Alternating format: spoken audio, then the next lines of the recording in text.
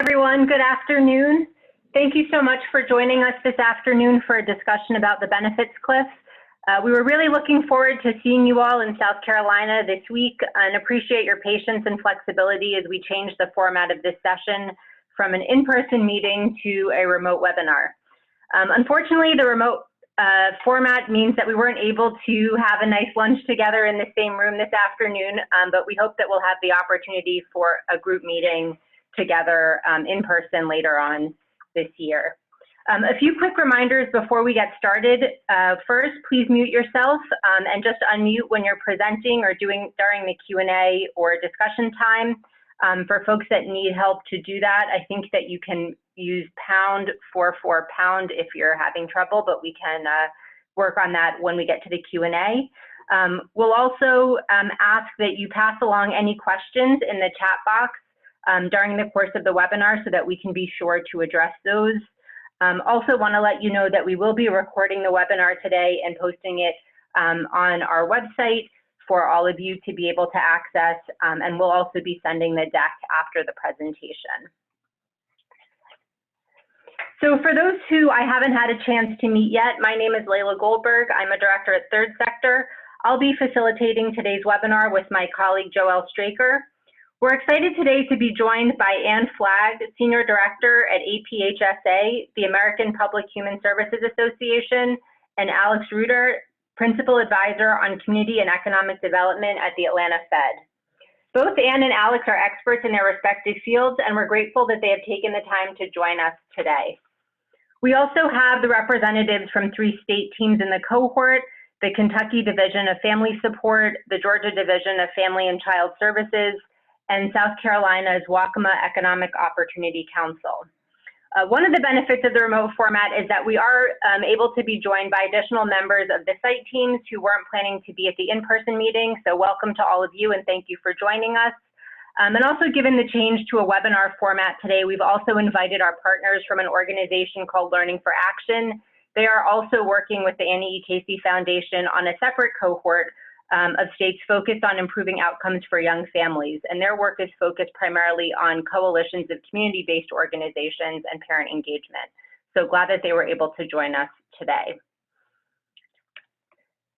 For those that may be new to this group, I just wanted to briefly recap what brings this group of sites together within Third Sector's Young Parents Cohort. As you all know, many of the challenges that families face are due to the lack of coordination and alignment at the systems level that then shape how programs meet the families that are intended to serve their needs. For those who missed the last webinar, we talked about the 4 system levers that Third Sector uses to think about our work, those being policy, dollars, data, and services. And each team in this cohort will be working to identify existing gaps between those 4 levers with the goal of establishing programs that more effectively meet the needs of young families. One of the goals is to do this by better coordinating systems and supports across agencies and making better use of existing data to both understand needs and measure the impact of programs over time so that data can be used to continue to adapt and improve programs. All of this is with the overarching goal of establishing stronger opportunity pathways for success for young parents and their families. So today's session is focused specifically on understanding the benefits cliff and discussing strategies to address the challenges that many families face when they lose benefits. We chose this topic today given that each of the site teams have expressed a concern about this issue and are interested in learning more about strategies to address these challenges. We've structured the time as a 3-part session that will give you a starting point for beginning to address the benefits cliff for the families you serve. In the first part of this session, Alex from the Atlanta Fed will explain the benefits cliff using an illustrative example of how it works in practice. Next, in part 2, Anne from APHSA will share some examples of short and long-term strategies agencies can consider in addressing the benefits cliff. And then for part 3, and this was actually going to be a working session for the teams in person, but given that we're on the webinar format, instead we'll spend some time walking through a worksheet that teams can use to reflect on the content from today's session and begin to plan where you want to focus your efforts. Even though we're not in person, we did want to make some time for each of the sites in the cohort to introduce their project teams and provide a brief overview of their project goals and the key questions that they're working to address. In addition to the information on your slides, I'll also ask that you take a moment to also share one thing that your team is hoping to get out of today's session with regards to the benefits cliff in particular. We'll start with the Kentucky team and then hear from Georgia and South Carolina, and each team will have about 3 or 4 minutes to present on their work. So first I'll start by turning it over to Douglas Beard, Director of the Division of Family Support in Kentucky.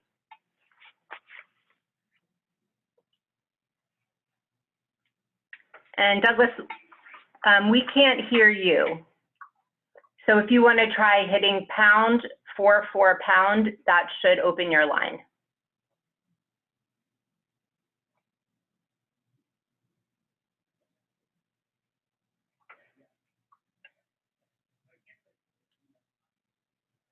So we're still having trouble hearing Douglas. If Lamar and James, if you could also both try to unmute your line, and if we can hear one of you, maybe one of you can go first.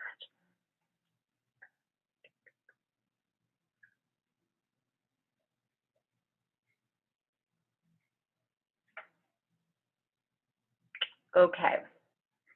So why don't I keep going, and we can come back to that portion of the content in a little bit. But Douglas, Lamar, and James, I think the best way is to hit #44# on your phone, and that should unmute your line.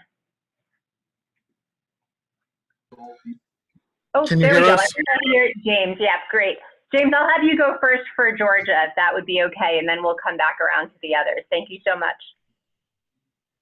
Hi, I'm going to have Bradley, who is on our team, who is our point person, give the overview. That's all right with you. Oh, wonderful. And I'm sorry, I meant to say in South Carolina. So yes, please go right ahead. My name is Bradley Phillips. I'm with Waccamaw EOC. Over our program with our partnership with Third Sector, we're calling our program the Step Up Program, which is skills training enrichment program. With facing recruitment, we want to focus on our young parents with a priority on young foster families aging out of foster care.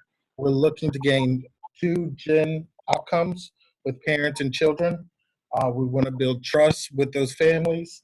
We want to assess an inventory of the participant, identify past challenges for participants. Again, we're looking for those 2-gen outcomes with the parents and children. We want to find out any challenges that the children may be facing. We want to increase any soft skills or help to engage or move forward because we're looking for self-sufficiency with our participants. Any career interests, our personal interests, we want to build on those and capitalize. We want to assess an inventory of partnerships pertaining to the participant and where they want to move forward. We want to identify the best partnerships that will fit the participant, outline a base with that household, and we're looking at the entire household and environment for which they come from. In addition to resources that Waccamaw already provides, we'll look to our partnerships for more. Then we'll sit down with those families and create a roadmap to stability. Our goal is to get our participants on a livable wage with benefits. That's our end goal. But throughout those, we will be tracking and looking for outcomes and tracking our outcomes to get to that end result. But our main focus on to make sure that we're successful is we want to build that trust with the client and individuals so we can better assess the situation and provide the best help that we have available. Case management is one of our key aspects here. That's it. Great, thank you. Thank you so much, Bradley. Is there anything that you wanted to add, you or James, about your specific questions or interest in the benefits cliff, just to share with Anne and Alex in the group, something that you're looking to get out of the time together today? We're looking at what other resources might be available to address those shortfalls as a result of hitting the benefit cliff. You know, we have an idea of some of the strategies that we've looked at, but we're looking at adding new strategies to our quiver to address the benefit cliff. So that's what we're looking for. Thank you. Great, thank you so much, James. So let's see now if we can get either Douglas or Lamar on the line.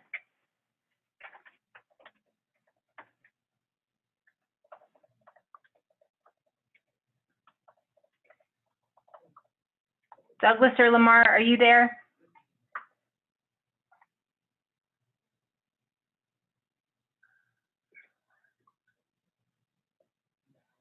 So I think, did that work for you, James and Bradley, to hit #44# on your phone? Is that how you were able to unmute your line? We're actually in a conference call at the computer. We're not on the Okay, phone. so you just logged in, I see, from the computer. Okay, so I think, let's see here.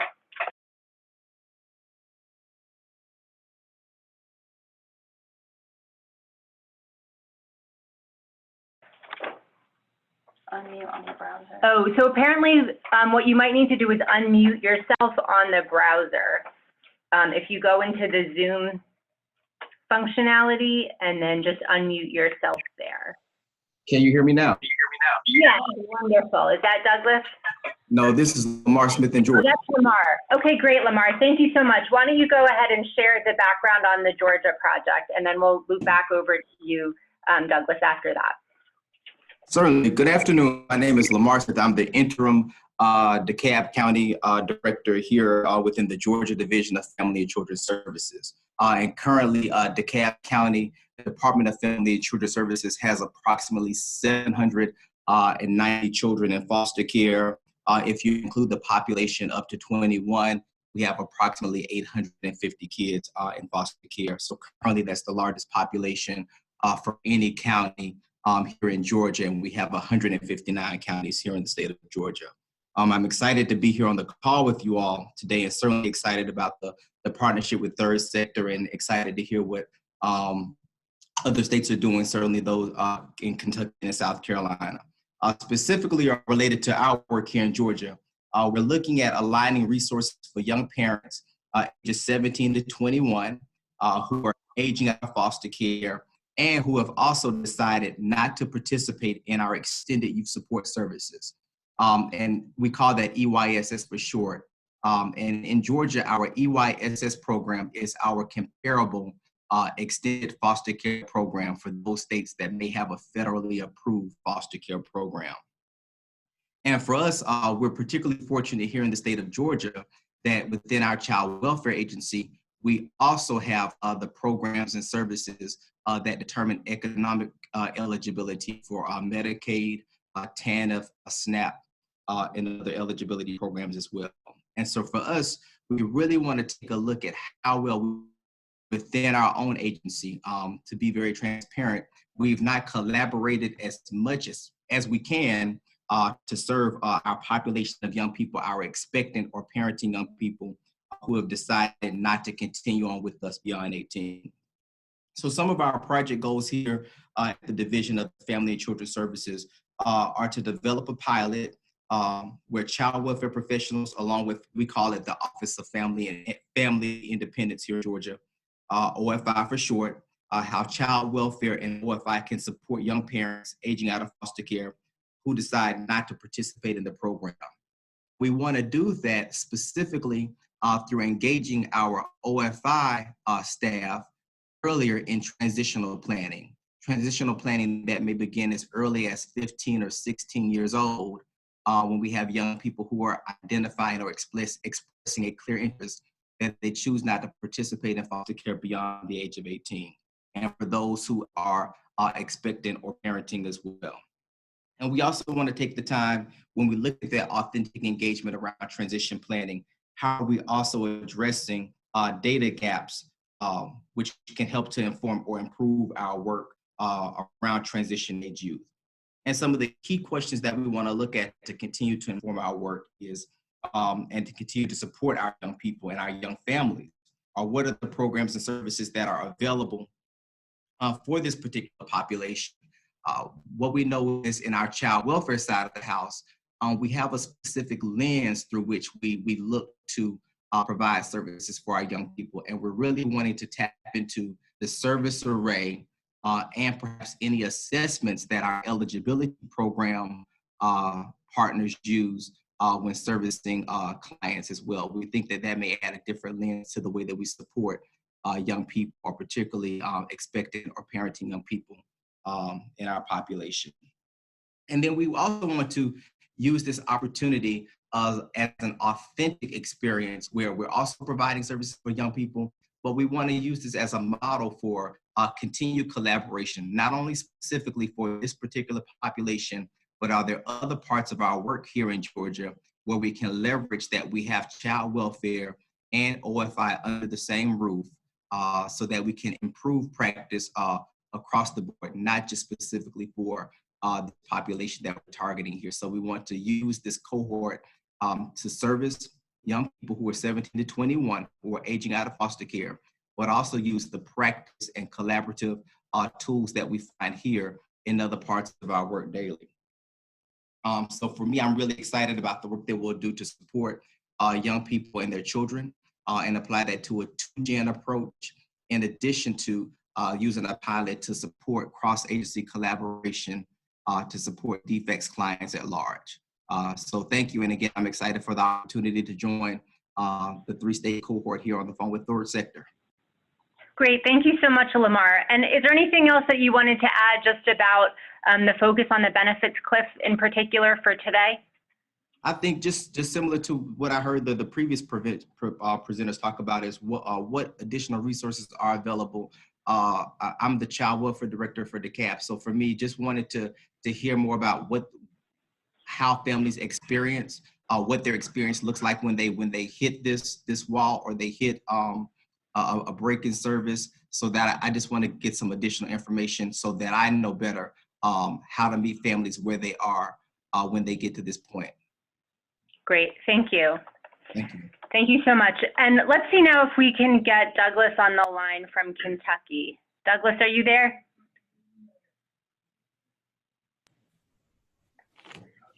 Okay, Can you hear me? Yes, we can. Thank you so much. Go right ahead. Hello, can you hear me? We can hear you. Okay, great. Yeah, okay, that's good. Sorry about all the confusion there. Yes, my name is Douglas Beard, and I'm with the Division of Family Support with the Department for Community-Based Services, and that's all within the Cabinet for Health and Family Services in the state of Kentucky. And we focus on, several programs, including SNAP, TANF. We do eligibility for child care and eligibility for Medicaid as well. What we're excited about is basically being a part of this cohort and having the technical assistance from Third Sector. We're able to kind of look at data that we really haven't looked at before. We're focusing on a program that is, it's TANF based, and it is, we call it KTAP in Kentucky. And basically the caseloads for our KTAP program over the past decade have decreased significantly. And, there's lots of different reasons for that. I mean, a big part of it is, the economy's changing, that kind of thing. The requirement for participation in that program, the income requirement is very low. But yet we also know that there's a group of these individuals that are, probably being, prematurely sanctioned and that kind of thing. And we just want to make sure that we're utilizing everything we can to improve the quality of life for these individuals and to move them towards self-sufficiency. And so the data is going to help us in 2 ways. Number one, we keep talking about moving towards self-sufficiency, and we don't really have a good grasp as far as like quantifying that and knowing exactly what is self-sufficiency. What does it take for a young family? For example, a young family of 4, what does it take to make them self-sufficient? And then, of course, our interest in the fiscal cliff is determining, when those benefits are removed because they're no longer income eligible, to the point where they can get back to, uh, buying power, or, financial stability. This is where I was when I received these benefits. So if we can quantify that a little bit, I think that would help us out. So we know what to aim for. We know what to talk to employers about, wages and other supportive services that are in place. But then the other thing we want to do with the data is we've never really, I think I mentioned this, we've never really dug this far into it. So, a lot of the questions that we received when we first met with third sector had to do with, well, what about this age of young parents, from 17 to 24, and what about this age of young parents from 25 to 28, that kind of thing. And we've never even broken it down. Typically what we do in Kentucky when we break down things is more geographically. We have urban areas like Louisville and Lexington, and then we have a whole lot of rural area, for example, in coal industry impacted Eastern Kentucky. So because of those, different factors, we have kind of always, I guess when we did kind of divide up the case loads, it was kind of more based on geographical region, not necessarily age. So this is a new perspective for us. We really appreciate that help. We do work with 5 local agencies that cover the state as far as our the implementation of direct services for our KTAP program. So there's some things in which we can collect data from them. And then there's also a piece of that in which we can, return the information once the data is analyzed.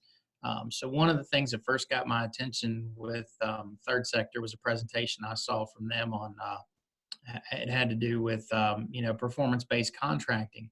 And again, we've never dug this deep with anything, but we're excited because potentially what we want to do is not necessarily just move immediately to performance-based contracting, but rather to identify very specifically what is successful with individuals and bringing them to self-sufficiency, and not only what's successful, but what is the fastest path to that success. And so when we can see consistent factors and there's consistent activities and services that are provided, then our message to those 5 direct service providers is going to be, okay, the data has shown us that this is what brings an individual to success. This is what we want you to focus on, and this is what we're going to contract with for you. So we're very excited to see, what will happen in this kind of collaboration and the technical assistance provided, and thankful for the opportunity to be a part of it. Great. Thank you so much, Douglas.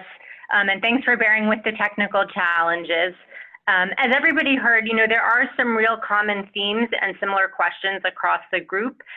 We will have some time later in this session for some more cross-team discussion as it relates specifically to the benefits cliff, but also wanted to note that given that we aren't in the same room today, that we can also help connect you to each other offline for further conversation about specific questions or ideas that you might have for each other across the teams, given that's what we were hoping to get out of the time in person at the meeting today.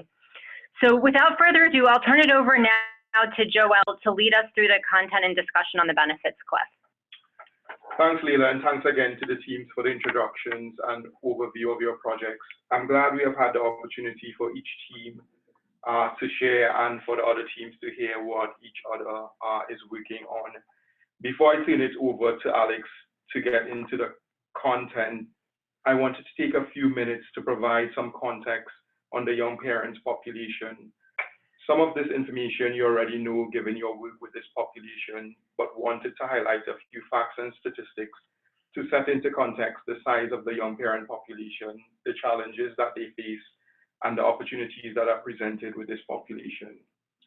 Nationally, there are 4 million young parents, the majority of whom are working, but are working in minimum wage labor at an average rate of $10.19 an hour.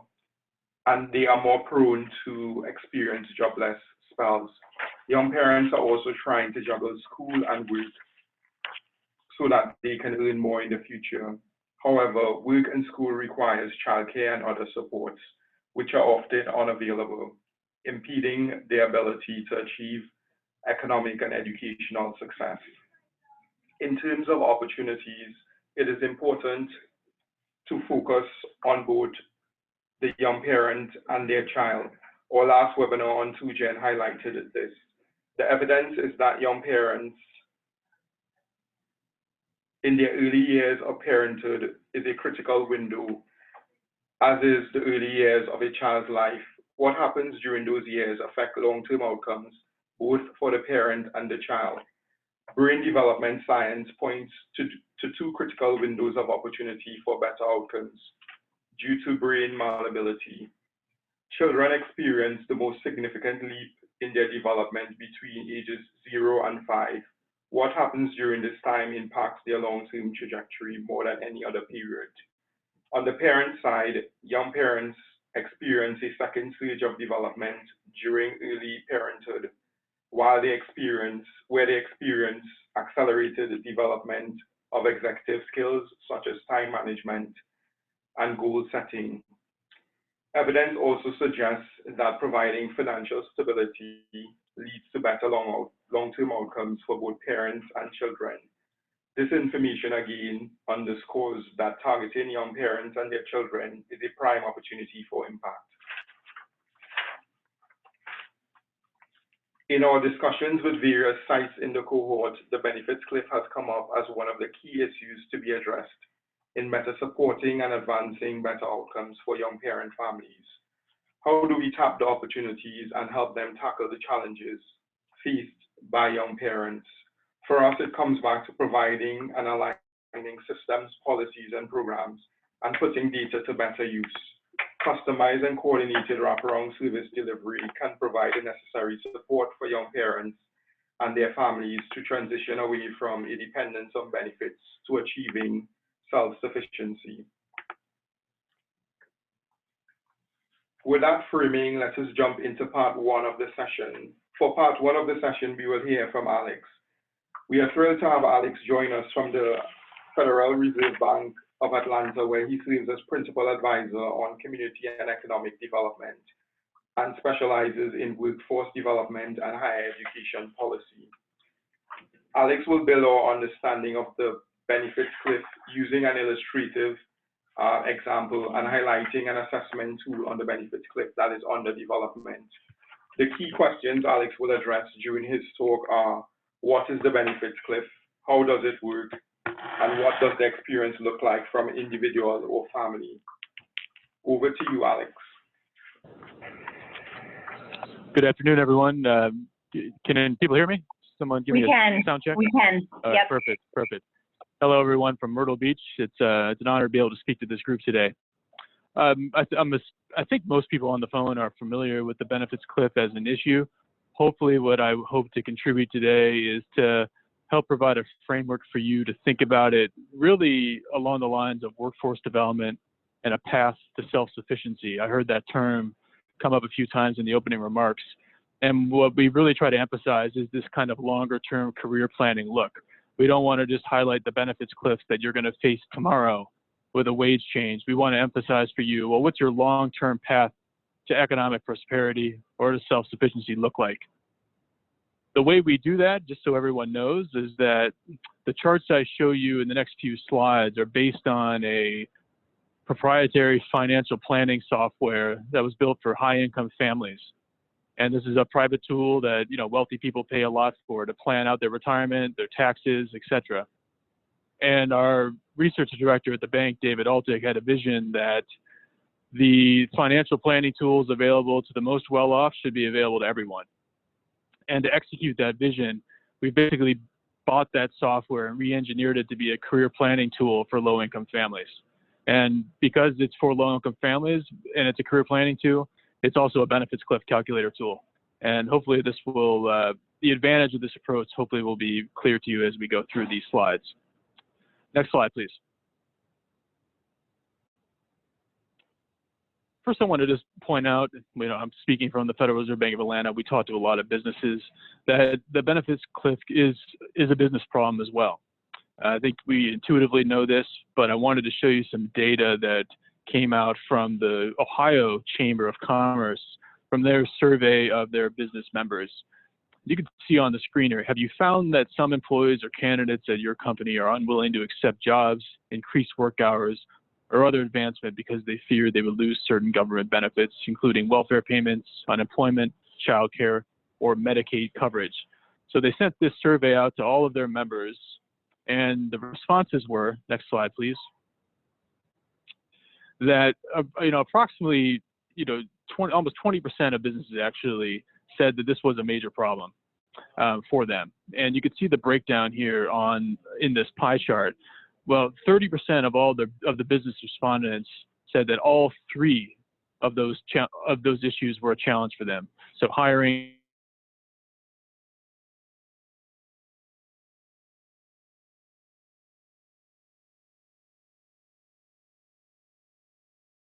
down for the individual issues on the right, issues with hiring 24%, issues with promoting employees 14%, and issues with giving pay increases 8%. I think it's clear no matter how you look at those pie charts, it's actually a challenge for business, first of all. Okay. Next slide. Okay. I also want to point out that it is a barrier, of course, to families, and that's what we're here to talk about today. I see it as at least two effects on low-income families, particularly parents. And this slide's drawn from the literature. I think the first effect is that the benefits cliffs can induce people to decline more hours work or decline to invest in actual job training or credential attainment. That is, a parent would look at the decision to enroll in school, they would realize that they'd start earning more money and they would lose their benefits, so they may decline to obtain that human capital investment in themselves. Two, and this is a somewhat more subtle effect of the benefits cliff, and that is that someone's investment in human capital may not pay off as they expected. That is, individuals really will only learn about, or I think maybe learn is too strong a word, but really know what it's like to lose your benefits after it occurs, right? So it's a learning experience, and it potentially will catch someone by surprise. What that results in is feelings of frustration, disbelief, a sense of being persecuted for getting a raise. So a host of negative psychological outcomes on families as they begin to advance up the economic ladder and experience these benefits cliffs. And again, a third point that's also a little bit subtle is that if people's outcomes aren't what they expected them to be, so again, imagine one of the people you serve, right, taking your advice and enrolling in, say, a community college program and getting a certificate in, say, nursing. They graduate, they get a job, they start working, and they're actually worse off, right? Now, I think what the results of that are perhaps fully hard to articulate, but we know what's going to happen is they're going to be upset. They may distrust the system that led them to those results and those outcomes, and there may be disengagement farther from that system and disengagement from their job. So there's a whole host of negative issues that are associated with the benefits cliff for the family. Next slide, please. I'd like to talk about it in terms of a career pathways model. So this is getting into the workforce development framework that I talked about in my opening comments. Let's just look at this slide here, and this is a very basic career pathway program for workforce development. And the logic of this is that a worker would start out at the entry level as a certified nursing assistant. And that's important because it doesn't take a lot of schooling to become a certified nursing assistant. And the individual can get a job relatively quickly, start working, start gaining an income, and start gaining some of the skills that employers value. However, an entry-level job often doesn't pay that much, and it's certainly not going to lead someone to self-sufficiency, right? So the career pathways model suggests that people need to return to school and move up a career path within a sector. So what happens in this particular model is you start out at the entry levels of CNA, and if we go down the right side of the screen, you end up as you can go back to school for a year and become a licensed practical nurse, or you can go back to school for 2 years and become a registered nurse and actually get paid quite a bit more money. Okay. Now, I think all of us likely know that a challenge in workforce development, particularly for a population with barriers to employment, is that people can sometimes get the entry-level job, but they remain stuck there. right? And moving them beyond the entry level is the challenge. So for example, the study I saw here, LaPreston Sick, found that about 7,000 former TANF clients that became certified nursing assistants, only about 3% moved on to become licensed practical nurse or registered nurses. And so only 3% out of about 6,000 or 7,000, that's not a very positive outcome in terms of career advancement. It is a positive outcome in terms of getting people to certified nursing assistant into the entry-level job. However, if we're thinking about longer-term paths to self-sufficiency, the outcome was not positive. Next slide, please.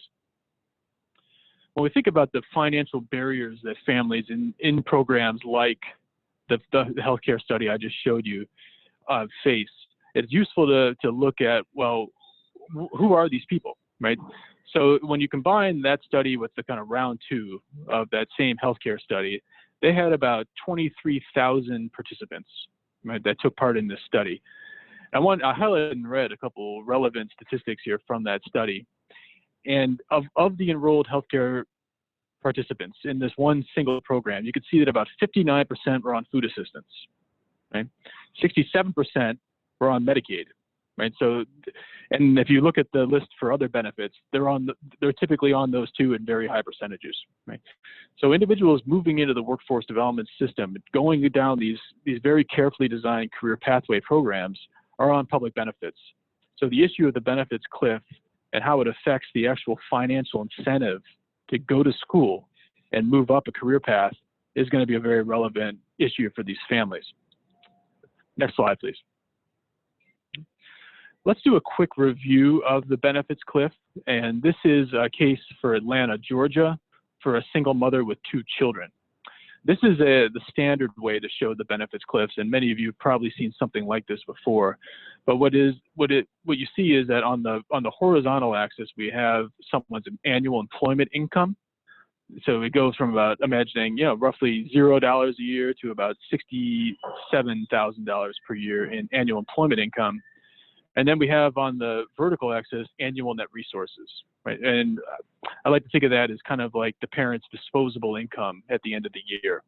So it's your income and the amount of money you receive in benefits, minus what you pay in taxes, minus what you pay in your basic expenses, such as childcare, housing, food, and healthcare. Right? The benefits cliff are very obvious in Georgia. The most notably are the child Medicaid loss and the child care subsidy loss at about $57,000 a year, or 85% of state median income. There's a smaller one at about $28,000 a year, and that's, of course, the loss of food assistance for this family. Next slide, please. The result of this benefits cliff, at least in Georgia, is that stark finding that we've all probably seen before, that a family in Georgia could be about as well off making $57,000 a year as they were making $12,000 a year. So that is most certainly not a very good financial incentive for this particular family to enroll in an RN program, go through the 2 years of rigorous schooling, take the time away from her family, potentially move down to part-time employment, and all the other host of challenges that these families face as they try to climb up the economic ladder. I'd like to pause on this chart, though, and say at the same time, as useful as this visualization is, it's perhaps not as useful as a career planner. And what I like to say is that just imagine your own clients, right? How long does it take one of your clients to go from $12,000 a year of earnings to $57,000 a year of earnings? It's typically not an overnight proposition, right? You may be enrolling in school for multiple years before you may go from $12,000 a year to $67,000 a year. Over that amount of time, a lot's changing. Your family's dynamics are changing, your children are aging. By the time you make $57,000 a year, for example, your children may have aged out of child care subsidy eligibility. And if that were the case, you would actually no longer face the child care benefits cliff or the child care benefits cliff, right? So if you had made your career decision based on this chart, and then your children aged out of the child care subsidy years later, then you've kind of based your decision on faulty information, right? So we want to have some way to provide a dynamic analysis of the benefits cliff. Next slide, please.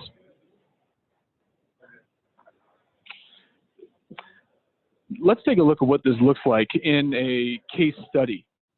And excuse me if there's some background noise. I am live at the conference here. The motivation I'd like to show you is with a young single mother named Leah, 25-year-old, lives in Atlanta, has 2 children, ages 4 and 6. So we imagine she's working about full-time, making $8 an hour as a food services worker. She gets a whole host of public benefits in this example: child care subsidies, food assistance, Medicaid.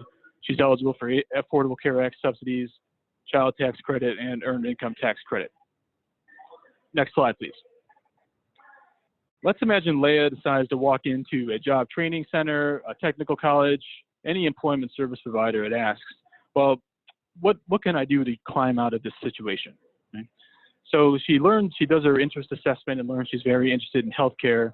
She's provided with some information about the healthcare career pathway, and she sees that she has the opportunity to go from a entry-level CNA to an LPN to an RN. So the ultimate question we have to answer for her is, Leah, will it pay off for you to ascend this career pathway? Next slide, please. Very often, and this is actually very typical, and from experience, this is what I used to actually give people too, is the median wage by occupation. Okay? And this is what actually is required in the Workforce Innovation and Opportunity Act legislation on providing information to customers. But you can see that what it shows, at least for the Atlanta area, that a CNA pays about $27,000 a year, the LPN pays about $45,000 a year, and the RN pays about $72,000 a year. Very clear incentive for financial advancement, right? So if Leah were looking at this, Leah would say, you know what, this is going to pay off for me. Let me just point out a couple of things that this actually misses, right? It, of course, doesn't account for benefits loss. It, of course, does not account for the taxes you'll pay. And we just know, I think we all know that the typical population that uses the workforce system, at least the public workforce system, is going to be using public benefits, right? So we have to account for that in some way. And at the same time, the median wage is not the entry-level wage, right? The entry-level wage for these occupations could be considerably less, and it may take the young parent several years to get to the median wage. Next slide, please. Let's take a look at this in a slightly different way, in the dynamic way I talked about before. And when I mean dynamic, I mean over time for Leah. So now you see on the horizontal axis, we have Leah's age, starting out at age 25. And I put after-tax income on the vertical axis. Okay? What happens is we show 4 career paths here.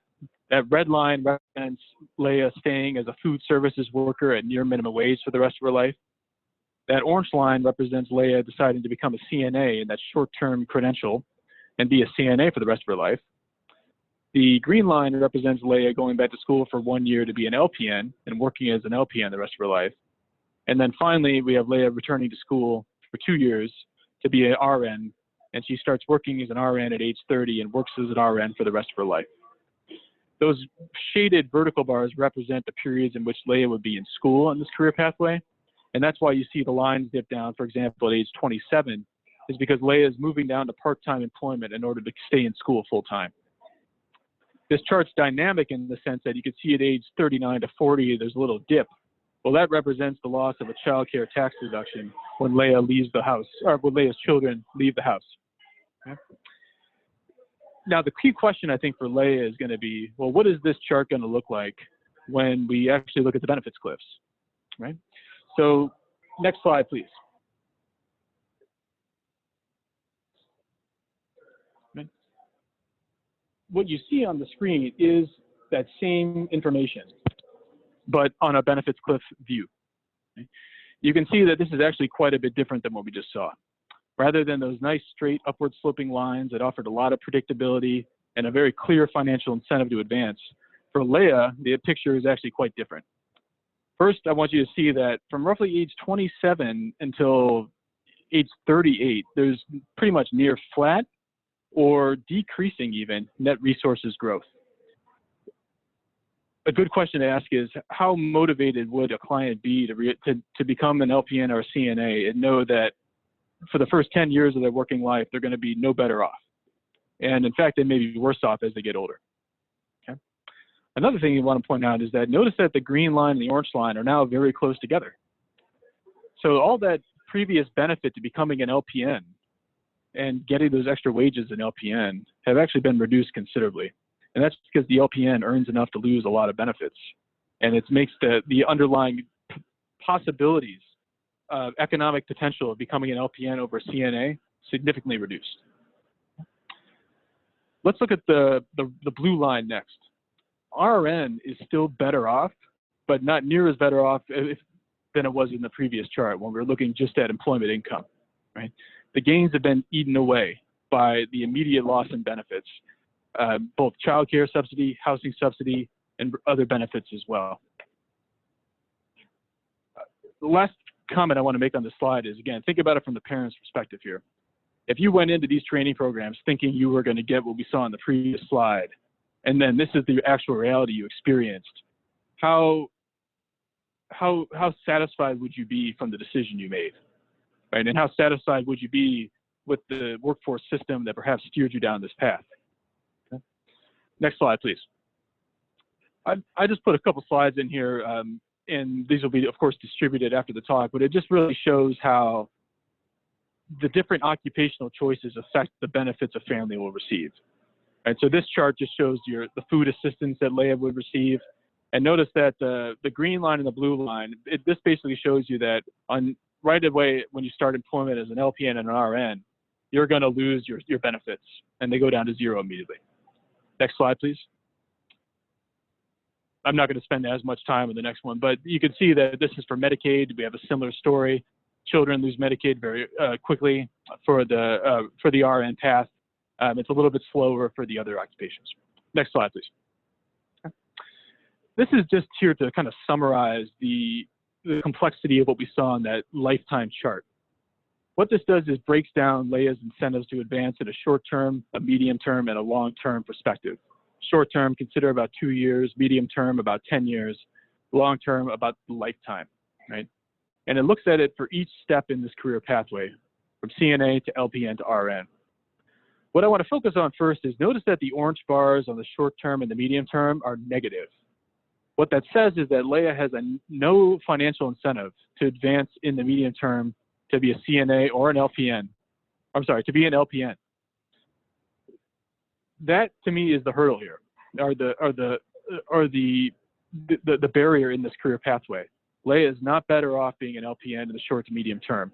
So in effect, we'd be asking Leah to plan to just wait for her lifetime benefits to being an LPN if she wanted to be an LPN, right? So we have to say, yeah, you're not going to be any better off for 10 years in your life, but after that, you'll be good.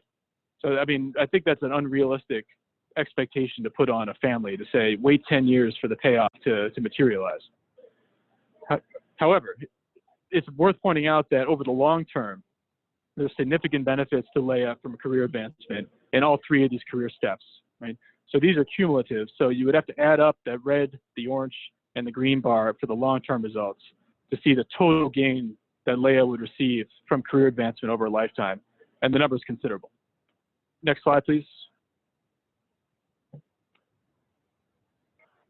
Another thing I want to point out for people on the phone is that there's significant regional variation in the benefits cliffs, okay? This is just breaking it out by 4 cities in Georgia. So we have Albany, Georgia, Atlanta, Georgia, Augusta, Georgia, and Macon, Georgia. This is just for RN. Notice that the RN, the pay is highest in Atlanta and Augusta, and lowest in Macon and Albany, right? Now, the fact that the pay differs is, of course, going to affect your benefits receipts. So you're potentially going to hit the benefits cliff much quicker in these high-paying industries, or I'm sorry, these high-paying regions. Next slide, please. This is that same chart, but for RN in these 4 different regions in Georgia. And the interesting finding, I think, from this is that whereas you were better off as an RN in terms of employment income in Atlanta and in Augusta before, in the previous slide, in the benefits cliff version of this chart, you're actually worse off in those 2 cities. And you're actually better off in terms of disposable income in Albany and Macon, right? For at least your early years, right?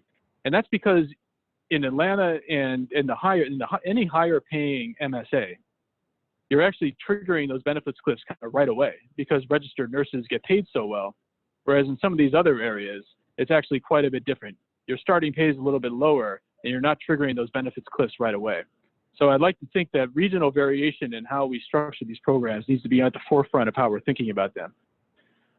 We've just started to actually look at some of the disparities in rural and urban on these benefits cliffs charts as well. And I will say that in rural areas, the situation could even look perhaps even more dire, mainly because pay typically tends not to be as high. So the benefits cliffs in rural areas, and of course all states on the phone have considerable rural areas in them. The benefits cliffs in those areas could reduce the incentive to advance even more than we've been seeing in some of the larger urban areas we've been looking at. Next slide, please. Okay. I think to kind of transition into the next talk, I'll talk about a few of the solutions we've been looking at. And when we're talking about solutions, we have to remember the big picture here. The big picture is that the taxpayer does gain when individuals advance to economic self-sufficiency, right? This is that same chart that I just showed you for Leia's financial gain, but instead looks at the taxpayer gain. What you see here is the incremental gains to career advancement for that career pathway for Leia that the taxpayer gets. And of course, the taxpayer gains when Leia pays more taxes with higher income and consumes fewer benefits. So again, this is incremental. And over the long term, you can see that if you add up all those three bars, we're looking at about $400,000 of net gain to the taxpayer in discounted amounts when Leia goes from that entry-level food services worker to the RN, right? So the financial incentive is there to invest in these programs. Okay. Next slide, please. A first way to think about it is it a program design challenge, right? We know that we spend particularly in workforce development, we spend a considerable amount of time thinking about, well, okay, well, what are the target occupations that we need to look at when we're training people, right? And we're considering them for employment. Well, I mean, oftentimes we make those judgments based on just kind of entry-level wages or even median wages. And maybe perhaps one thing to do is to think about, well, what occupations and career paths are we targeting that are going to be good for people that are right now on a lot of benefits? And how do we prepare people and prepare the programs that allow people to succeed in the career paths that allow people to overcome these benefits close barriers? Next slide. Okay. I really want to emphasize what we see on slide 23, which is right here. Now, what I did in this slide is, again, I'm looking at Atlanta. But remember with Leia, I started out by saying Leia in that scenario is getting a lot of public benefits, right? She was getting a housing subsidy, she was getting the child care subsidy. These are very large benefits that actually statistically few families receive both those benefits, okay? We may like to think that, oh, once we take away child care and housing, we get rid of the benefits cliff problem. Well, we actually don't, is what I want to point out. And in fact, what we end up with is what I'm calling, or not me, but it's been called more of a benefits plateau, right? So let's take a look in this box that we have here on the screen at age 25 through 30. I call this the high financial insecurity period because this is the period when Leia is perhaps moving out from under or unemployment, trying to manage the challenges of raising a family, going back to work, going back to school, and the whole list of other challenges low-income families in this situation face.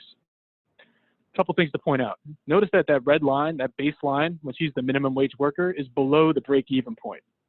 And let's define break-even as unable to meet your basic expenses. So in a sense, we're asking this family to say, well, right now you don't have any money to meet your basic expenses. You're one bill away from potential financial disaster. How are you going to be able to go back into training to start on a career path to self-sufficiency, right? The second point is, and remember, there's no actual benefits cliff here. You can see that the orange line and that green line, well, let's look at the orange line. So in this case, Leia makes it to CNA. So she's able to climb out of that financially unstable position, become a CNA. But notice that line is still flat from about age 27 to 31. So you finally move someone into a job, they're barely above the break-even point, and they're not getting any better over the years. And I think this is at least part of the intuition why so few people climb out of the CNA position, because it's a very financially unstable position. You're not much better off than you were when you weren't working or underemployed. So there's a tendency, I think, to leave that position and perhaps go back to the status quo you were before training. So I think the takeaway I want everyone to consider here is, again, how do our programs with their comprehensive wraparound supports, their partnerships with other agencies and other providers, how do they help people through this critical financial insecurity period when you may not have a benefits cliff, but you have a benefits plateau along with high financial insecurity?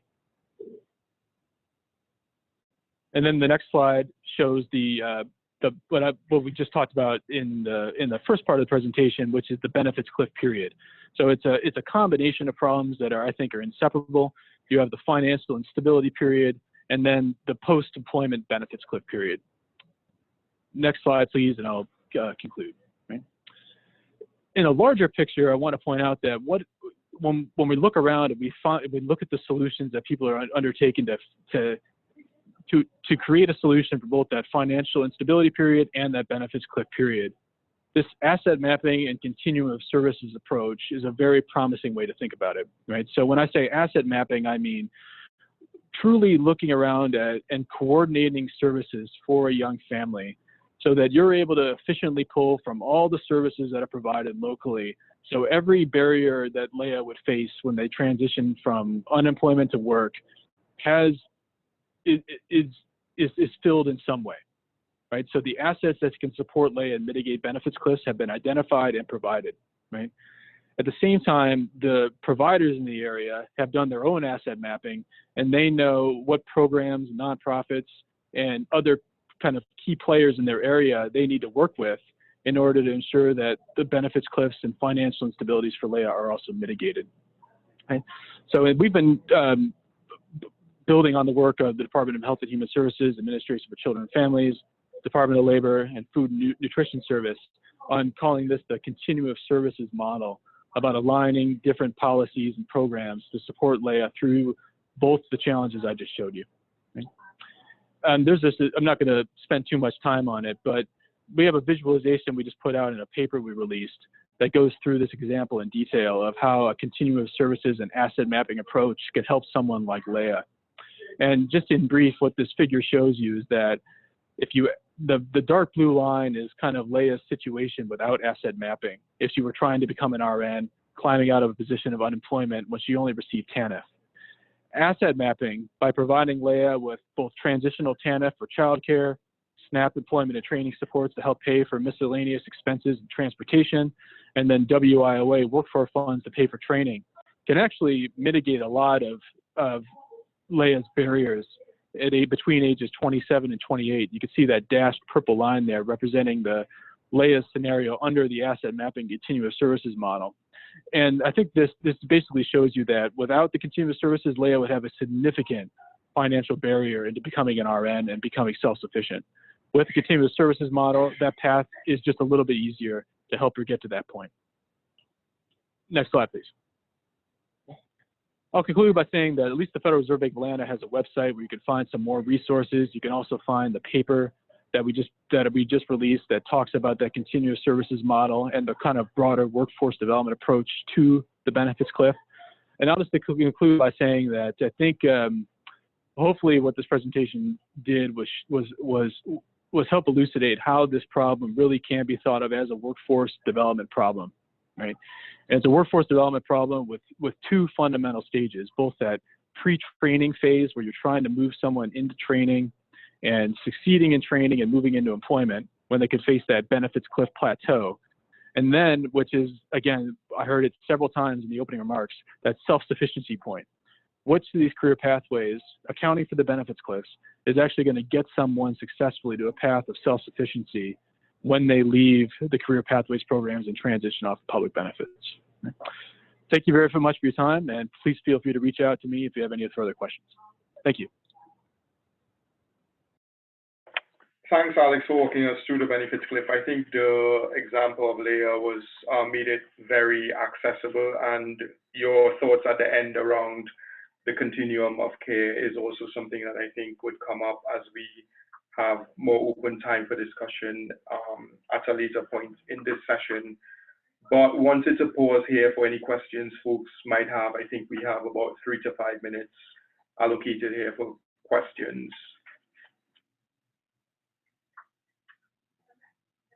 feel free to either type in the chat box and or unmute yourself and ask any questions.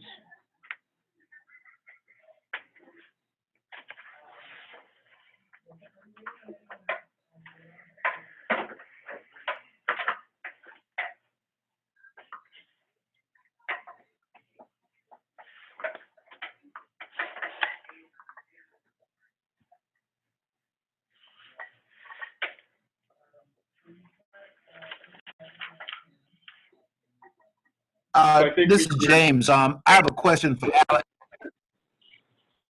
Hello? Go ahead. Yes. Okay.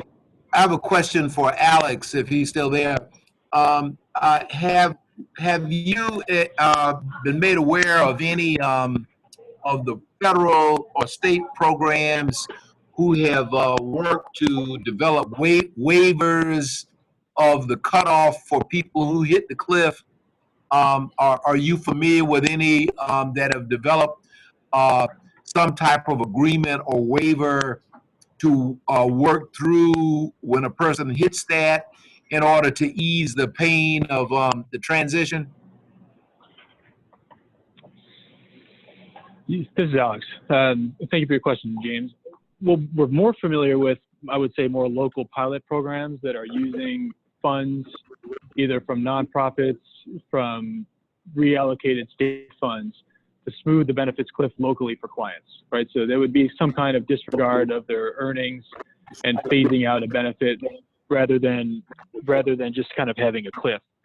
The waiver, any waiver I've seen, and I'm not sure if it's even a waiver. I've seen states like adopting income disregards for low-income families. So discounting what they would count as income that would force them to lose a benefit, and then disregarding asset accumulation amounts. So savings would be no longer a penalty. We haven't actually modeled any of those yet, but I will say that one of the things our approach we try to do is say if people come to us with solutions and they want to see how those solutions would actually impact your clients in practice, we can do that for you and see exactly how that would benefit the people you serve. Thank you. Any other questions?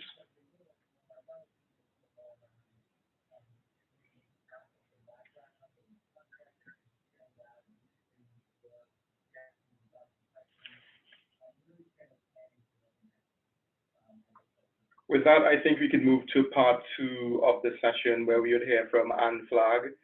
We are happy to have Anne joining us today. Anne is a Senior Director at the American Public Human Services Association Collaborative Center for Policy and Practice, and oversees the center's policy and practice work on child welfare, childcare, economic assistance, workforce and family supporting systems. And will share with us some strategies in addition to the one shared by Alex that we may consider or agencies may consider in order to address the benefits cliff for the populations that you serve. She would focus on 2 questions. What are the key short and long-term strategies, and how can states operationalize these strategies? So with that, over to you, Anne.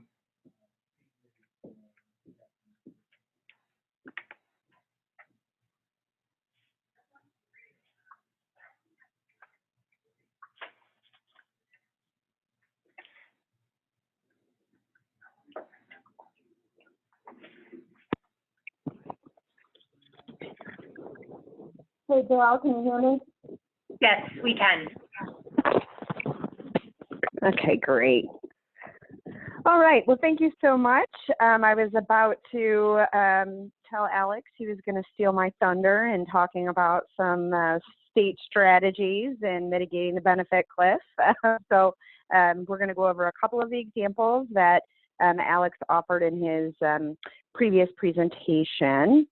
So just want to let everyone know who the American Public Human Services Association is. Some of you, I think, have been engaged with our association previously, but we are the professional association representing state and local health and human services agencies focused in child welfare, economic supports, and the continuum of family supporting services. we can go to the next slide.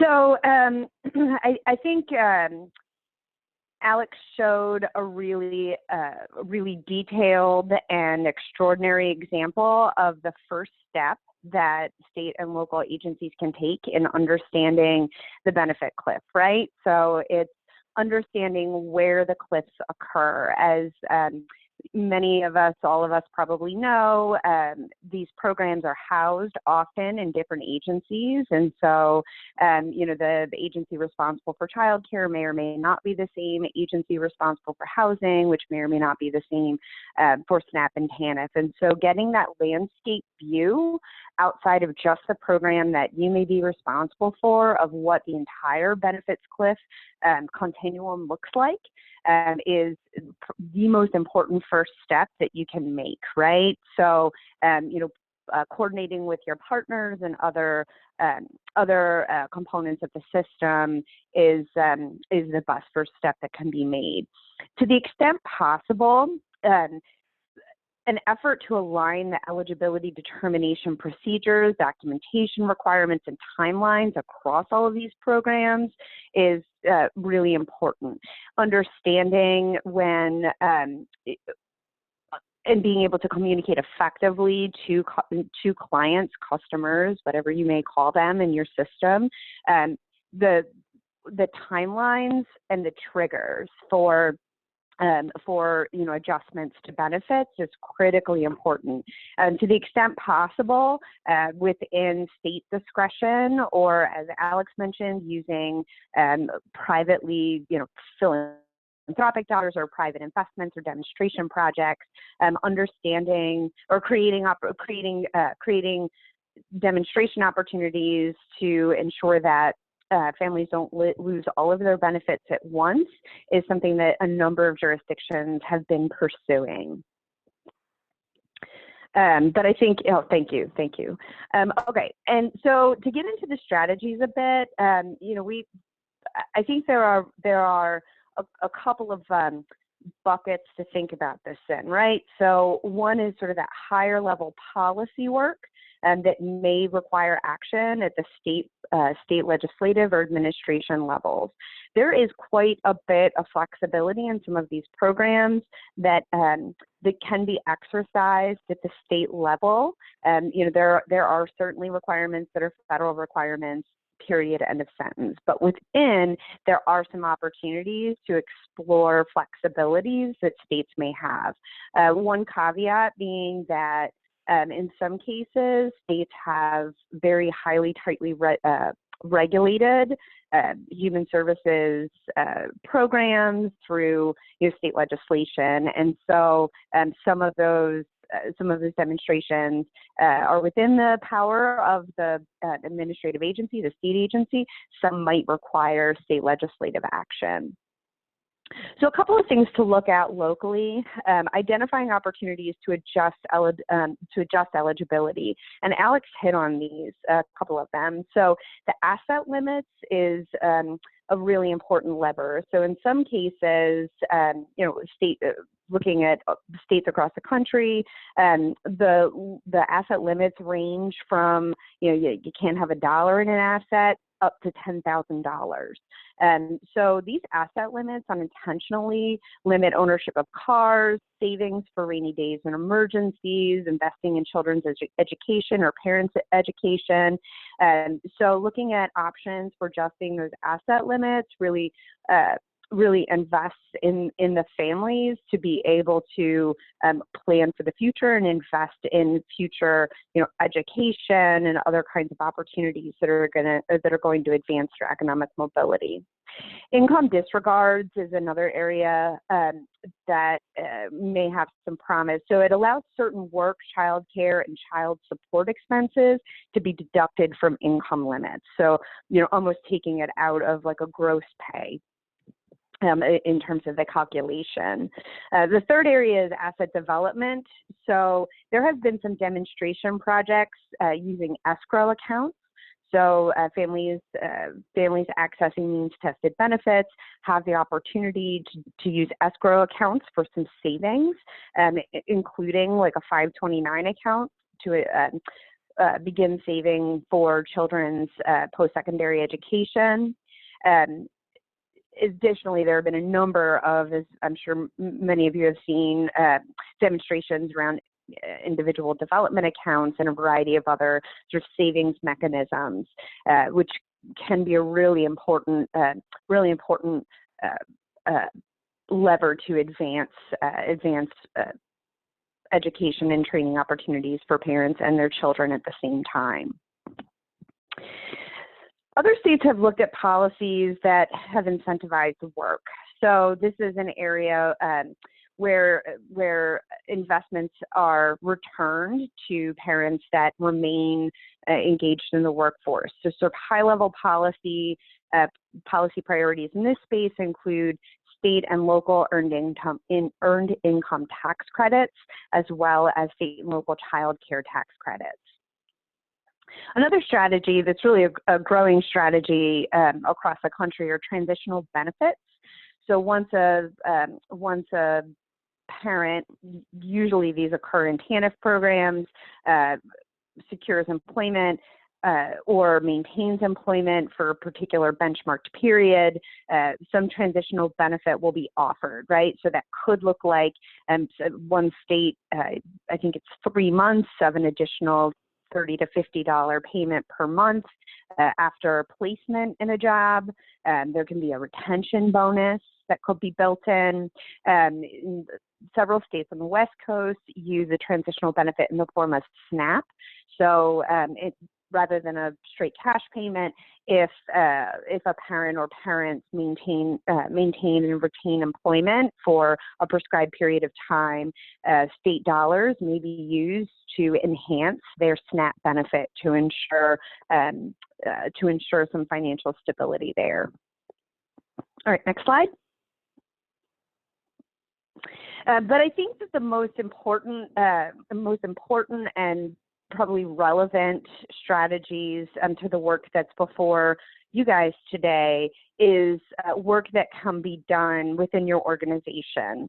So these organizational practices that consider the benefits cliff and better prepare parents for exiting off of means-tested benefits and onward to economic mobility. So Alex's final comments I'm just going to double down on around stacking services. So, there are any number of services that can support job seekers, including TANF, WIOA, SNAP employment and training.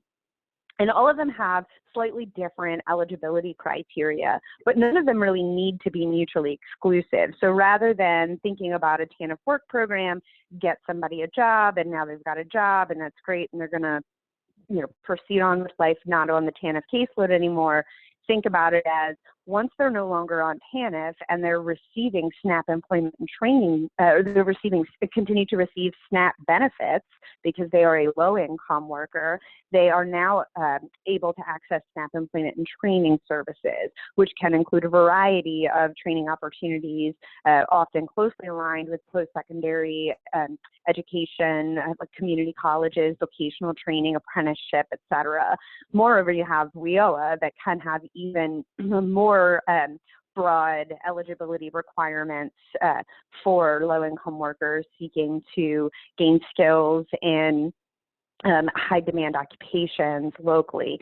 So understanding how a client can come in the door needing emergency assistance through TANF, and those programs can be stacked to support a continuing education and training plan funded by a variety of sources along the way, is a critically important strategy that can be done today without legislative change, without state administrative change per se, but can be thoughtfully stitched together or knitted together to create a pathway for job seekers. Next, I just want to note, investing in financial literacy and coaching models is critically important. I myself worked on the front line for many years with families experiencing financial crisis and otherwise. I think we all know that, and we've all seen the research around the impact of trauma and poverty as trauma and decision making under crisis. And so to assume that you can lay out, like, here's what your earnings look like for the next 10 years, and here's very rational decision-making models to a mom who might be facing eviction in 2 weeks, you know, or having some other kind of life crisis, you know, that might not be adequate information or adequate engagement with that client to have them really process the information and make decisions and move into long-term planning when the crisis is right in front of them, right? So investing in your programs in financial literacy and financial education models, I think is incredibly important. And thinking about what can your case management approach look like to better support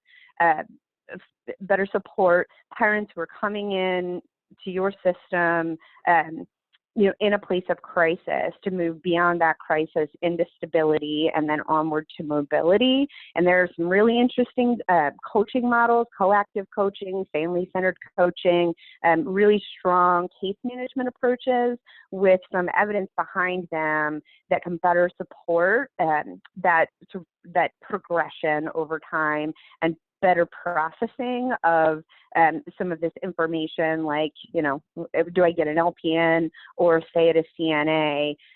You know, that's not a decision that may be so easy to make in a moment, but some coaching models or thoughtful case management models to support families in going through that decision making over time have shown some promise in a number of demonstration sites. Next slide.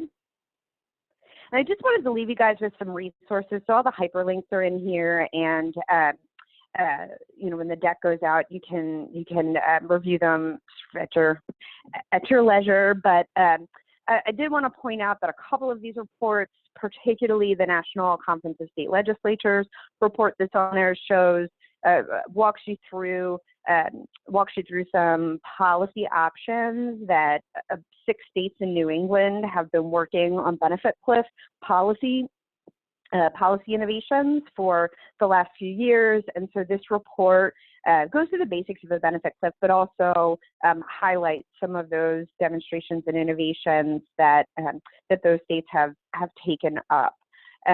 So additional resources for you. One thing that I didn't put in this deck that occurred to me when Alex first opened his excellent presentation is really thinking about how you can engage employers in this conversation. When I think about, for example, that group in New England that did all of this work around the demonstrations and innovations, they had employers from each of those states at the table with them, co-designing what these innovations could and should look like. And in many states, there are worker shortages. There are worker shortages either broadly, or there are worker shortages in very specific industries. So engaging your employer community, your economic development community as a partner in this discussion. They can't afford to have entry-level workers come in and then, you know, quit the first time they lose their child care subsidy, or no-show the first time they lose their child care subsidy and they have a child care crisis. And there are real repercussions, I think, as Alex pointed out so beautifully, about, you know, there are repercussions for economic development and for employers specifically, if we don't solve this problem. So, you know, reframing it as a part of your community's economic development strategy and meeting the needs of businesses and employers to grow your community and region economically, I think is a very, very important framing strategy for how you can talk about this. And so I'll see if I can find some additional resources in that domain, and we'll share them with the deck that goes out as well.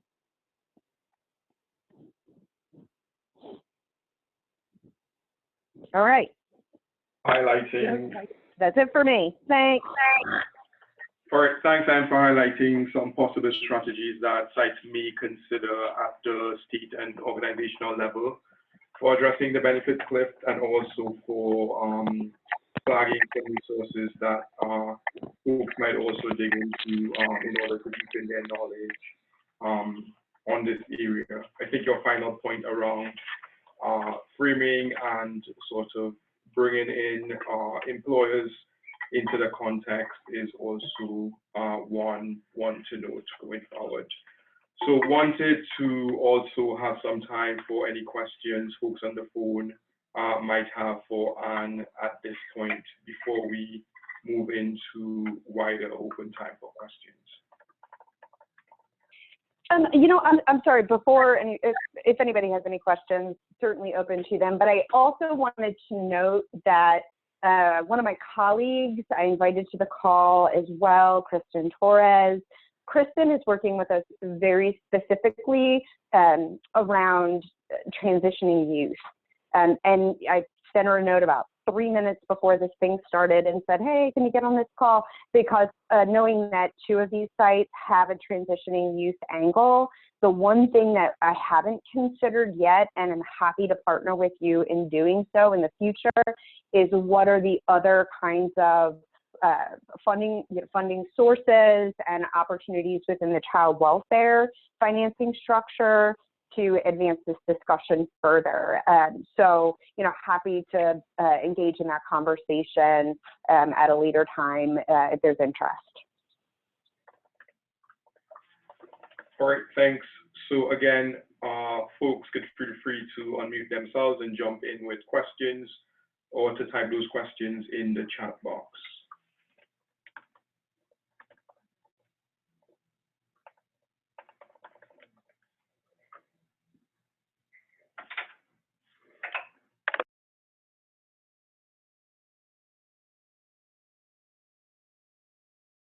Hey, can you guys hear me?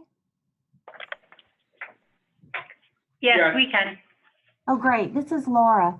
I was wondering, with the employers being added to the discussions about the benefit cliff, which I think is wonderful, has there been any discussion on if the employees could maybe subsidize that for those states who the eligibility requirements are tied legislatively and the public agencies unable to change those? Do you think the employers show any interest in subsidizing any preventative measures for the benefits cliff? Yeah, that's a really great question. I have not seen an explicit, like, for example, cash subsidy or something like that to employees who are transitioning off of public assistance. However, there have been a number of models around childcare, on-site childcare, like not the childcare tax credit, but putting some amount of money to defer the cost of childcare onto the employer. Some of those strategies have been in place. Transportation is another one where employers have, for example, the last mile strategies, right? So where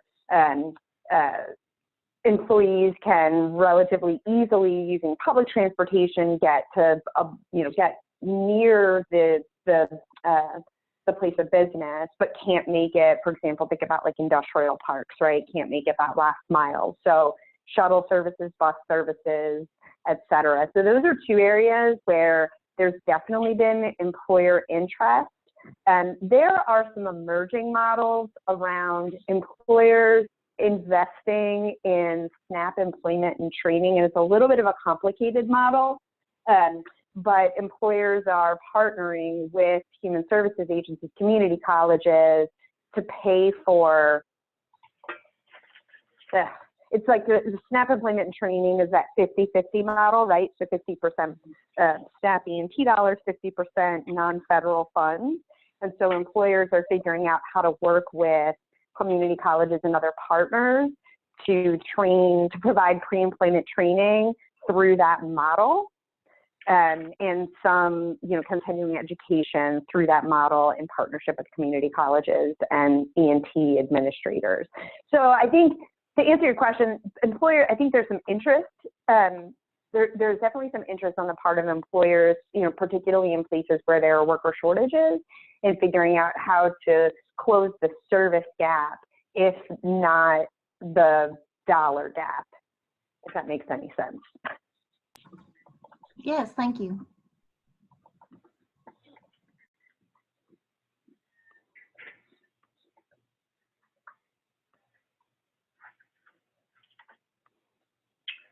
Any other questions?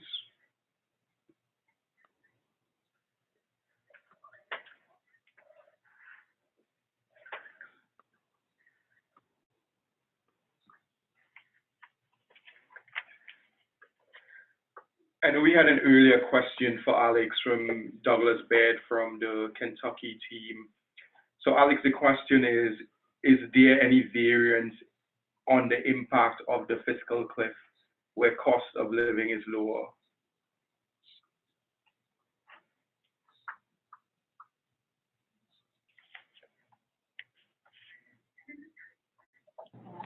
This is Alex. Thank you for the question. I will say the answer is it's probably tough to give an answer that applies everywhere. What your question does raise is two points. First is that in areas where the standard of living is lower, which I think can mean two things, right? Where pay is lower or cost of living is lower. That, in one sense, that means is that the benefits that are going to, let's say you're in maybe a rural area with a lower cost of living, right? The value of your benefits is perhaps lower, right? So the best example is with housing. A housing subsidy in a high cost market like Miami is worth a lot more than a housing subsidy in a rural part of Florida, simply because housing is so expensive in Miami. And if you lose your housing voucher, you're losing a huge amount of money that you now have to go into the private market and try to recoup with a rental unit on the private market. However, it's tough to know in practice how that will affect the benefits cliff, because I think what I was trying to show you with my Georgia metropolitan area analysis is that areas with a higher standard of living also typically have higher pay. And the higher pay means that you could trigger these benefits cliffs more quickly, right? And that in fact happens. So whether or not you'll actually be better off in terms of disposable income in a high versus a low standard of living area, you'd almost have to look at on a case-by-case basis by local area and by career choice. So for example, the case I just looked at this morning, in fact, was a rural Tennessee area with a low cost of living versus an urban area in Tennessee with a high cost of living. And I was looking at welders. Does it pay off to become a welder in these two areas? And in fact, you were significantly worse off being a welder in the rural area than you were in the high standard of living urban area, just because the welding doesn't pay enough to compensate for that lower, doesn't pay enough in the rural area, right? Even though there's a lower cost of living, it did not make you better off. So I think it's a complex answer, but it's a critical issue that I would advise that it needs to be looked at in all areas of the state for just that reason. All right, thanks. Hey, Anne, this is Layla. I had a question. If you wouldn't mind sharing a little bit more detail when you were talking about the idea of stacking services and touching on what Alex also mentioned around the continuum of services. How might the agencies think about what their first steps might be if this is something that they would like to do, and they know that they need to engage stakeholders from other partner agencies? How might they begin what might seem like an overwhelming process? I don't know if there's any examples from the New England case study that we can look at more closely, but are there any sort of initial thoughts around where might you begin that process and who might you want to engage? Yeah, so there isn't necessarily an easy answer, and part of it is I'd say the critical ingredient for success is the willingness to partner from the multiple organizations that may be involved, right? So that if there are unwilling partners, that I'm not sure what you can do. But with willing partners, I think the first step is really deeply understanding what the local and regional employment opportunities are And of course, your best, your best resource for that would be your colleagues and counterparts in the labor agency, your local workforce board. If you have a community college that has an industry advisory group or employer advisory group, really understanding what are some of the key industries that you can develop a progression toward, right? And so some counties have developed cohorts where your first placement through a TANF program, for example, might be at an entry level in production and manufacturing, but then when you can get referred to a SNAP employment and training program. So it's just an entry level job, but then you can get referred to a SNAP employment and training funded program or an apprenticeship program that could matriculate through, CNC manufacturing or a more advanced manufacturing option, right? So it's figuring out like, what are the industries and mapping the potential career pathways, and then figuring out the resources that you can stack to support the milestones or the legs of the journey.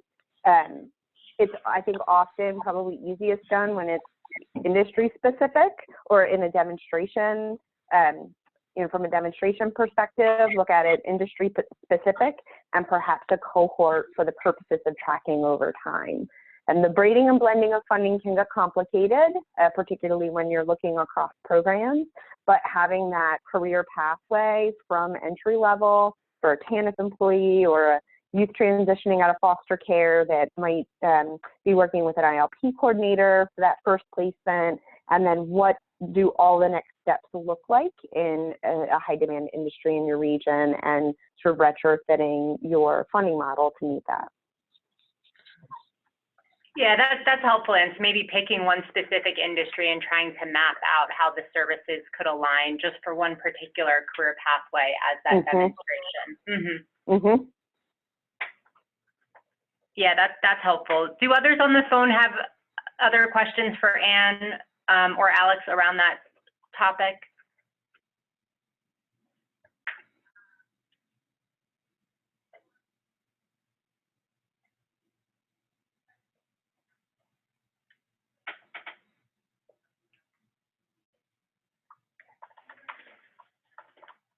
I think with that, we could transition to a sort of more open discussion on the benefits cliff, young parent family nexus. And we have prepared some prompt questions here, specifically wanting you to think through how has the benefits cliff impacted young parents in your state?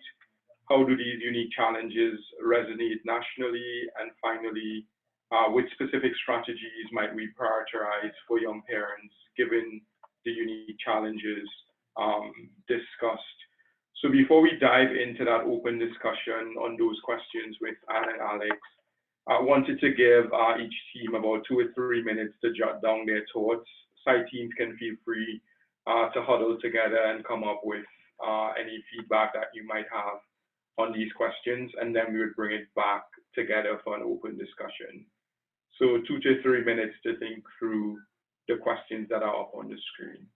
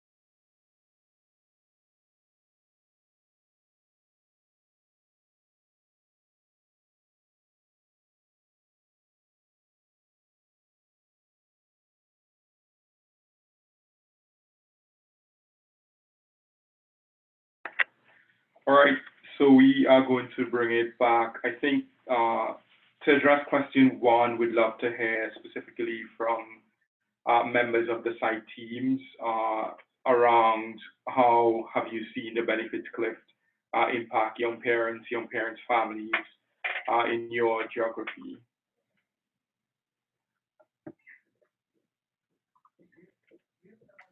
Good afternoon. This is Lamar Smith again in Georgia. So using the lens of the benefits cliff, new point of view or perspective for me in the context in which we've used it today, which is why I'm glad I have my colleague Laura on. And she thinks about it certainly from statewide planning around OFI, specifically TANF.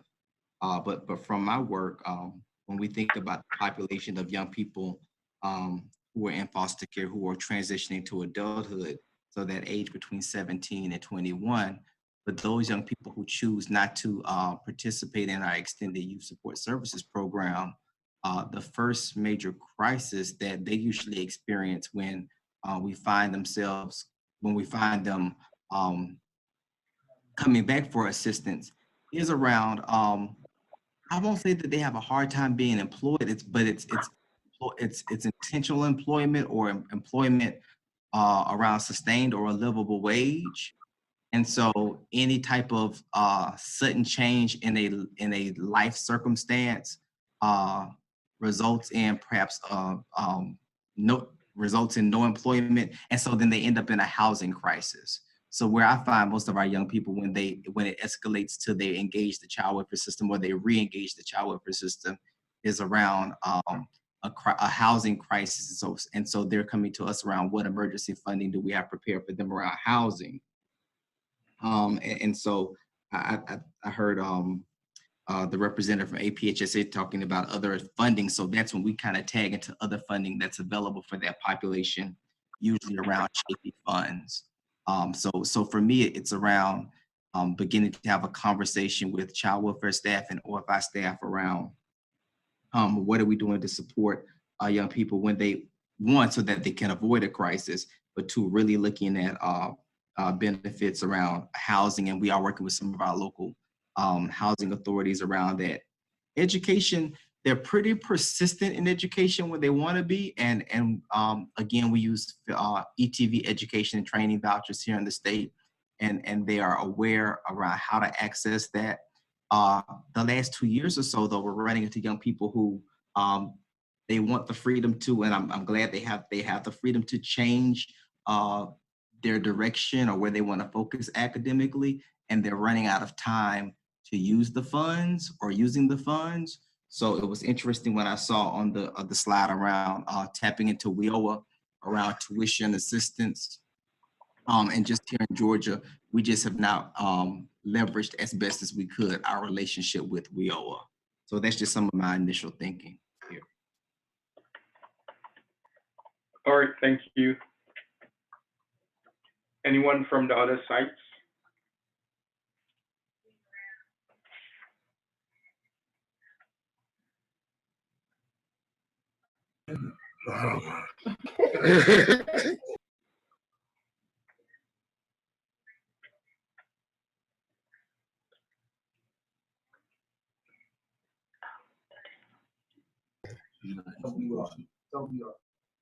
I'm Bradley Phillip from Waccamaw. I work as a case manager here at our outreach agency.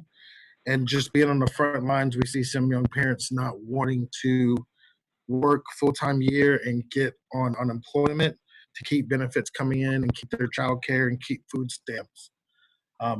There's just some things that happen in our state in South Carolina, being in a what do you call our area? No, the beach. The beach. We're tourism, recreation. A high tourism area.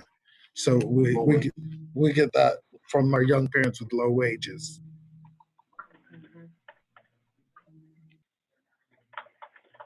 All right, thanks for that. Anyone from Kentucky? Yeah, this is Douglas. I'm just giving it some thought, but it does appear that for the most part, these young parents who are on the, receiving these benefits, they really do stay in kind of in a state of crisis. You know, I think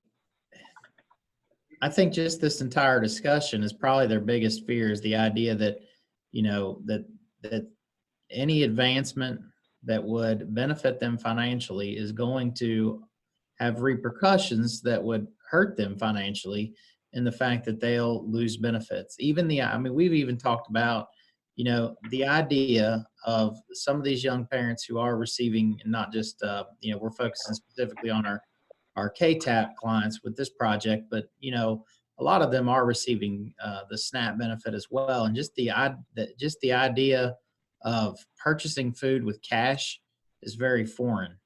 So it's not even I don't know if it's even something that they think about for the most part. We've had discussions around that. So, I mean, I appreciate what's been shared today. There's definitely a lot to think about. You know, I can't pinpoint necessarily one thing that's keeping these individuals in crisis, but I think that the fear of this fiscal cliff is a major part of it.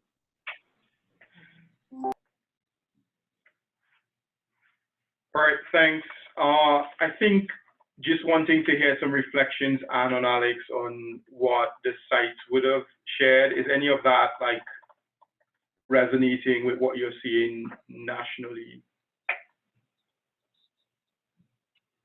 Yeah, this is Anne. Absolutely. You know, this is, and I think, I don't want to speak for Alex, but I think this is part of the reason that there's so much interest on the part of federal partners, including the Federal Reserve Bank, in understanding how to address this issue, because it is presenting all across the country. You guys are not unique in your experiences. One thing I will say about this specific emphasis on younger parents is understanding the opportunity presented in the changing brain, right? So, you know, there's a tremendous amount of brain science that shows that brains are still developing. You know, between 16 and 24, you're not done growing, as you know, probably any of you who are parents who have like 25-year-olds still living at home know. You know, the brain continues to develop well into the 20s, and when parents have children, so when, you know, young adults have children, any of us have children, there's an opportunity to significantly impact executive functioning and all of these other sort of challenges that had been brought on through trauma, poverty, you know, the trauma of poverty, et cetera. So it's a window that opens in the developing, you know, in the developing brain of young adults, particularly those who have had children, that is really worth thinking about how to leverage that, and how to address this population differently than, you know, populations, you know, who are a bit older in your caseloads. I don't feel like that was an eloquent way to put it, but you know, I think it might be helpful, you know, to share some of the research with these groups about the brain science of young parents.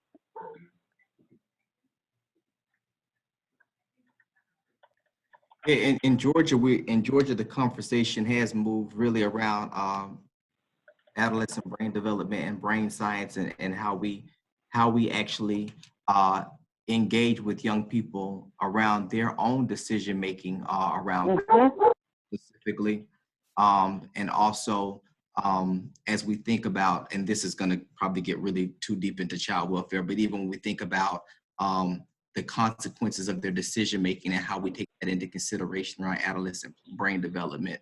I was talking to the team as we about our work in Georgia around, it's critical that we think about the supports around child care, but not only as a resource to a parent so that they have the availability to work, but also as we begin to think about 2-gen approaches, how do we ensure that we're wrapping the appropriate services around the children of these young parents, so that we can begin to mitigate any possible, not issues, but some caregiving and best practices for these very young children of young parents, as we know that their parents may not have some considerations that older parents may have, since they still are in the developmental stages as well. That's a great point.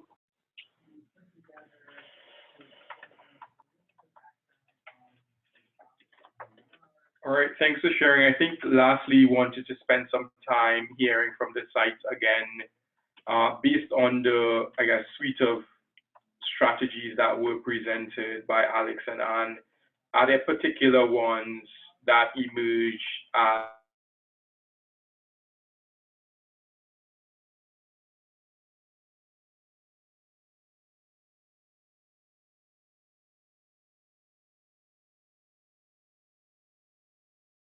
We're going to leverage some transitional planning specifically for our population. So I'm thinking about, and I want to look at and dig deeper into the asset mapping and think about how we can use some of that to guide and enhance our transitional planning. I think that asset mapping is going to be key and will help enhance some of our work in that regard.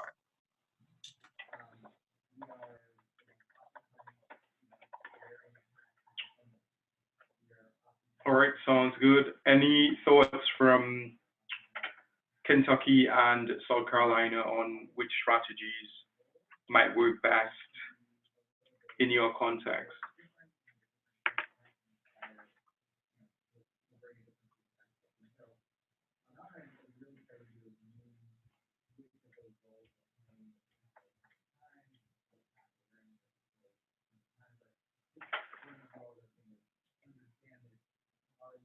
All right, thanks everyone for engaging. Go ahead, James.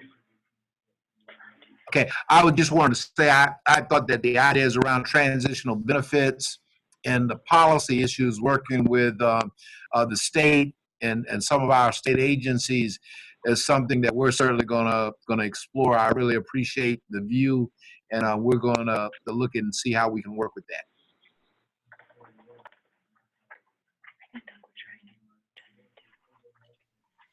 All right, Douglas, did you have a last word on this before we transition?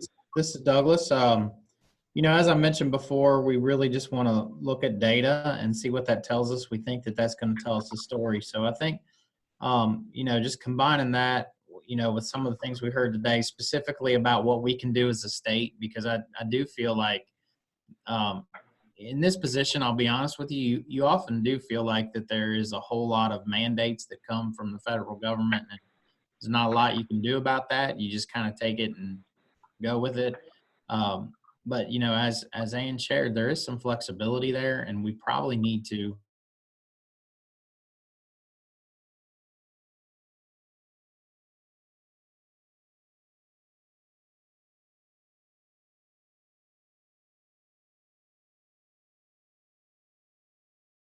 level with state legislators or regulations, and just maybe look a little bit more into that. All right, thanks everyone for engaging with the questions. At this point, I'm going to turn it back to Leila to share our plans for part 3 and to close the session. Great. Thanks, Joelle. So as I mentioned, this last part was really going to be a working session for all of the teams in person today, but instead what I'll do is just spend a little bit of time walking through a worksheet that you can use to reflect on the content from today's session, and begin to organize your ideas about some of the strategies and the stakeholders that we've touched on over the last hour or two.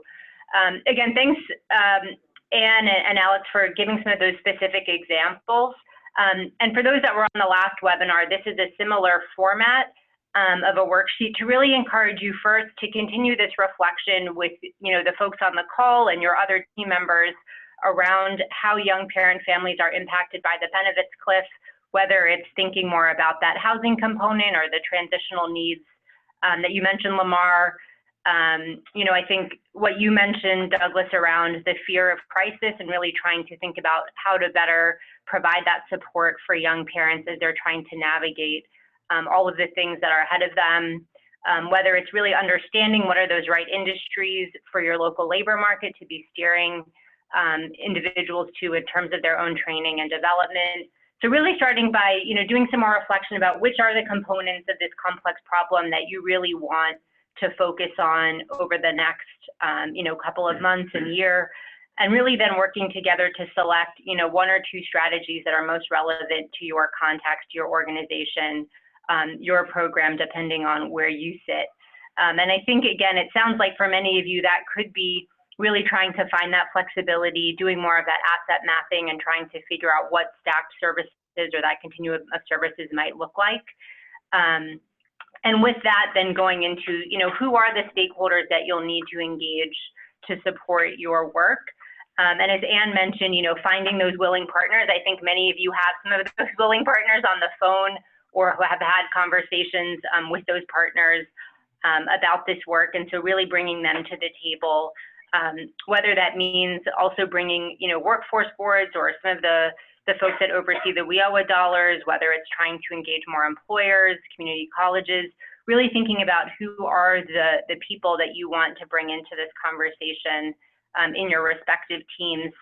And then thinking about what are the specific supports or resources that you might need, both from within your team or those stakeholders to begin to implement the strategy that you've identified.